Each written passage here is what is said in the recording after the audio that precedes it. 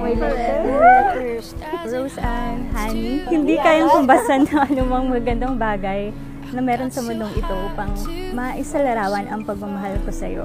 Gayunpaman, ang handog kong ito ay hindi lang sa material na bagay, higit ay sa kalakip na panalangin ko para sa iyo. Mahal na mahal kita, kaya't sa anumang kaparaanan ay ipapadama ko sa iyo ito, sang-ayon sa biyaya at kabutihang loob ng Panginoon sa buhay ko.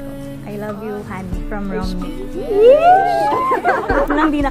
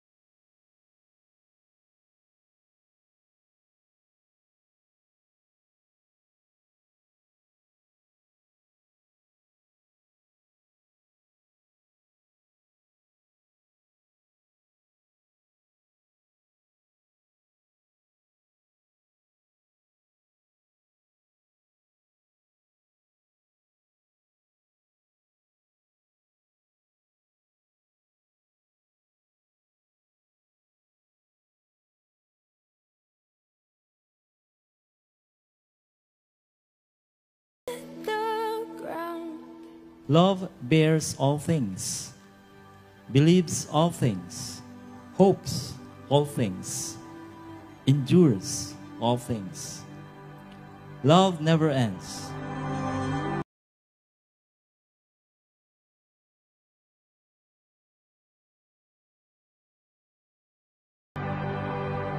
God is so good and so faithful to me. You are not just an answered prayer, but indeed God's grace to me. Sabi ko, ito na pala yung ito na yung sagot ng Panginoon doon sa hinahanap ko. Actually, hindi ko hinahanap eh. Kasi iba yung nakita ko nung una eh. Pero ang Panginoon, iba pala yung kanyang parang inihahanda para sa akin.